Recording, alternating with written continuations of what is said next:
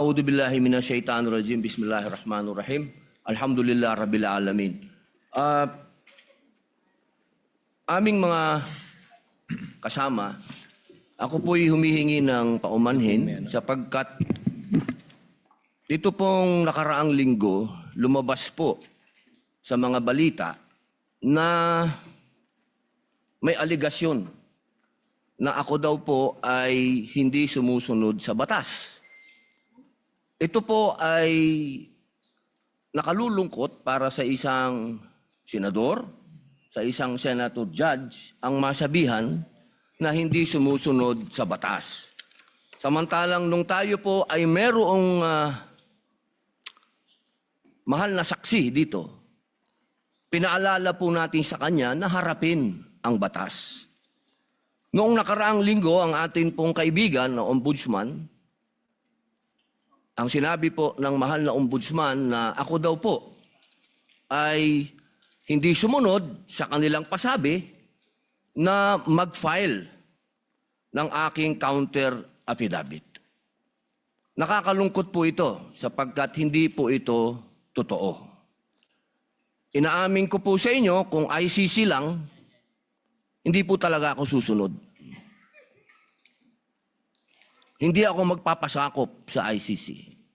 Pero dahil ginagalang ko po ang ombudsman, dahil siya po ay aking kaibigan na itinuturing, dahil nagkaroon na po kami ng napakahabang kwentuhan sa aking opisina nung siya po ay kalihim ng hustisya, nag-file po kami.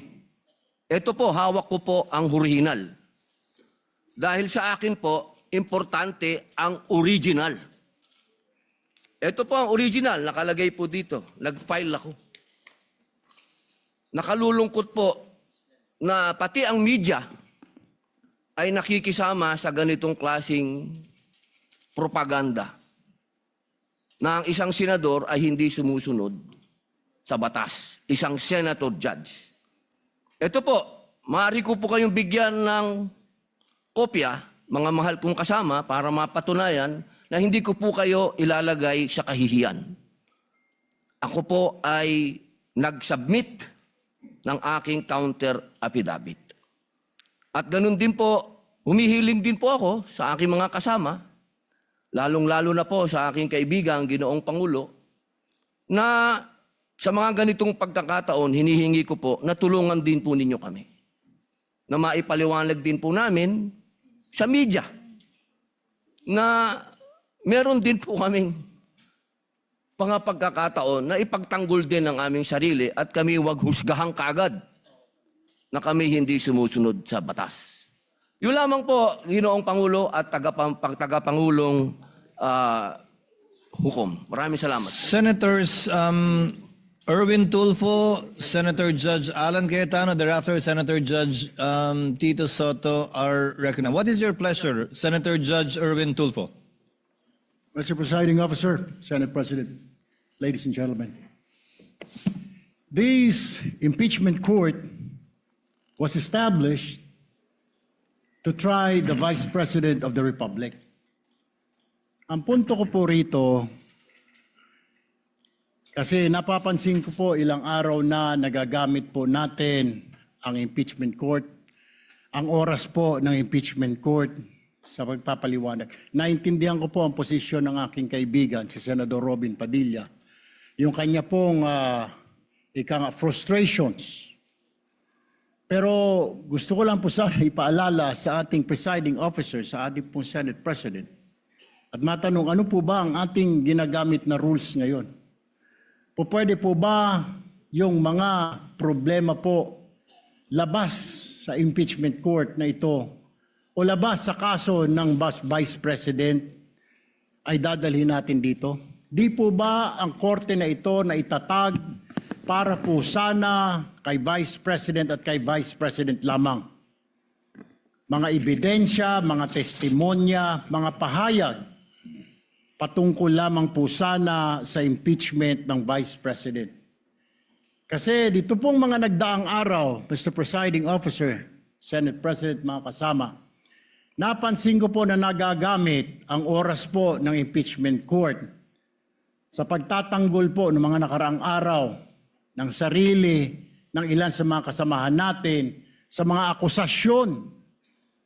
This is not the right forum and the right venue and not the right time to explain your situation.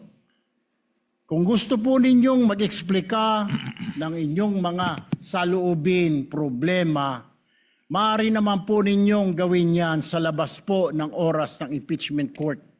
Maaari pong sa press conference, nandyan naman po ang Senate media. Anytime po, nandoon sila sa Senate briefing room, press briefing room.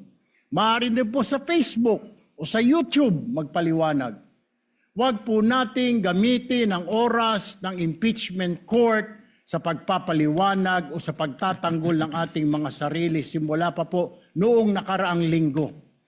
Because the time we waste here to defend ourselves, defend what we believe or what have you, is an injustice to the Vice President.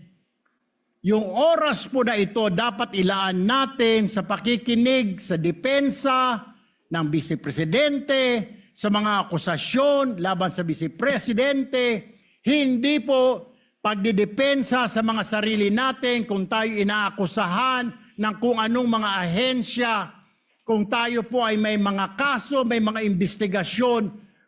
This is not the right forum, Mr. Presiding Officer, Mr. President, Senate President. This is not the right place. This court was established, was created, the impeachment court, for the Vice President and Vice President only. This should be her time. This should be her forum, not our forum here na ilabas natin ang saloobin natin, mga sagot natin sa mga akusasyon, mga kaso laban sa atin. And this is not also the time, Mr. President, Mr. Presiding Officer, na hanapin yung mga kasama nating nawawala, nakakulong, dapat po doon sa Senado natin, sa sesyon natin, and not here in this court, Mr. Presiding Officer, Mr. Senate President. Kaya pakiusap ko lamang po sana sa ating mahal na Presiding Officer and Senate President, let us follow the rules. May rules ho tayo. Kung hindi naman ho patungkol sa Vice President na sasabihin natin, hindi naman po patungkol sa depensa o prosekusyon ng Vice Presidente natin, then wag na ho natin payagan na magsalita pa po dito because nasasayang. Because every minute, every hour that we waste away from the defense or from the prosecution of the case of the Vice President, it is injustice. It is called injustice to the Vice President, to her family, yung anguish, yung kanyang sama ng loob, yung oras na nakabinbin ng kaso na ito. Let us do this impeachment trial as quickly as possible. If we have to clear the Vice President, then let's clear her. If we have to prosecute, then prosecute her with the evidence kung meron.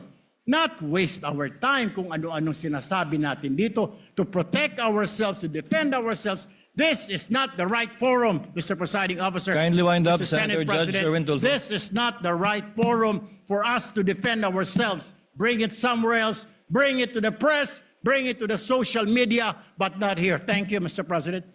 The remarks of the gentleman are noted. Earlier, Senator Judge Alan asked to be recognized. Are you yielding in favor of Senator Judge Padilla?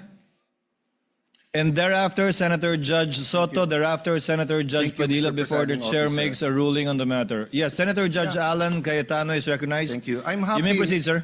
I'm happy I finally heard Senator Judge Erwin Tulfo is concerned about the justice or injustice to Vice President Sara. That's good news. Regarding the waste of time here, sabi ni Senator Joker Arroyo, it is useless to argue a legal point with a non-lawyer. When Senator Marcoleta brought that up here, nagkaroon ng commotion. Senator Miriam stood up here many times and said, kaya ka nga nagpo 4 years na law school at nagbabar. So let me give my own interpretation. The impeachment court is formed with lawyers and non-lawyers. And we interact, and it's for everyone, and we're equal. But if there's an engineer here or a doctor, and they talk about medical principles, I have to either study and argue on medical principles. Hindi ko pwedeng sabihin, hindi, ganito lang yan, logic lang yan, etc. Di ba? So, ang legal principle natin today is simple, integrity ng court. So, allow me to mention that to the people and help educate my colleague here. The integrity of the court and the justices or judges is always relevant. So if the Supreme Court or COMELEC, Court of Tax Appeals, Sandigan Bayan is being heard and the judges are being threatened, you give them time. So we cannot take the impeachment out of context. May nangyayaring flood control scandal, may nangyayaring gulo sa Team Unity na hindi na united ngayon. We consider Senator Marcoleta and Senator Jinggoy political prisoners, weaponized yung Blue Ribbon Committee at weaponized yung ano. So Mr. President, hindi tama na sabihin na I wasn't, after we brought up the problem with NBI, they doubled down, naggumawa pa ng task force. I mentioned 2 colleagues sa SALN, I didn't accuse them. Sabi ko lang, just like Vice President Sara, just because tumaas ang SALN, can we already ask for the BIR, for the AMLA and the bank accounts? So sabi ko, yan ang i-discuss namin sa Monday. Nag-react na, nag-accuse. I did not take up your accusations here today. Si Secretary Vince Dizon, 3 beses na nag-verify sa Taguig. Sinabi na 3 beses na walang ghost. Ngayon, i-verify ulit. I wasn't going to bring that up, but then i-question ninyo si Senator Padilla. It was all over the news na hindi niya inintindi or he snubbed the ombudsman. I was going to stand up before Senator Erwin stood up just to say, may registered mail. So nung una pa lang, 5 minutes si Senator Tulfo, so I'll take the 5 minutes also if you don't mind. The gentleman may proceed and kindly be mindful of the time. Yes, I will now. So I'm just saying, Senator Padilla just stood up to say, sumusunod siya sa batas, tapos. Kaya humaba to, dahil nga, hindi importante ata dito yung integrity ng judge. Lastly, kaya sinabi kong it's useless to argue a legal point. Ilang beses ko na narinig dito, it's our job to clear or prosecute the Vice President. Hindi po. It's our job to try and to decide. It's the prosecution's job to try to prosecute, and it's the defense job to convince us na wala. Our job is to try and to decide. And when you decide, you acquit or you convict. Why is that important? These are legal terms. Hindi pwedeng yung nanonood na law student ngayon sasabihin, trabaho pala ng judge to clear or to prosecute. Thank you, Mr. Presiding Officer, Mr. Senate President. Thank you, Senator Judge Alan Cayetano. His remarks are noted. Senator Judge Soto, thereafter, Senator Judge Padilla, thereafter, the presiding officer shall make a ruling. You may proceed, sir. You have 2 minutes. Yeah, thank you, Mr. President, the presiding officer. I do not have 4 years of law, but I have 29 years of lawmaking. And I move that the manifestations of that we have heard be referred to the Senate proper. We will act on it at the proper time, Your Honor. Thank you. Your remarks are noted. Senator Judge Padilla is recognized. You may proceed, sir. You have 2 minutes. Maraming salamat po, aming tagapamahalang hukom. Ito pong kasuotan natin sa mga oras na ito, hindi lamang po ito nire-represent ang impeachment ng ating pangalawang Pangulo. Ang nire-represent po nito ay ating karapatan bilang mga Pilipino at unang-una na ang due process. Ito po yun ang ibig sabihin.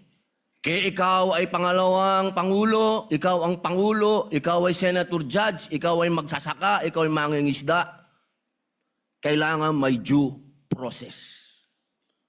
Yung pong nangyari sa akin, na ako po ay nahusgahan na kaagad bilang Senator Judge, ang pinaglalaban po natin, integridad ng korte na ito at ng mga Senator Judge. Kaya sana po wag nating kalimutan na ang bawat Pilipino ay may karapatan, lalong-lalo na sa usapin na ikaw, ako, sa oras na ito, ay Senator Judge. Yun lamang po, napakaiksi lang. Due process, mga mahal kong kaibigan, mga mahal kong kababayan, maging prosecution, maging defense, sa ating lahat, wag nating kalimutan, pantay-pantay tayo sa batas. Maraming salamat po.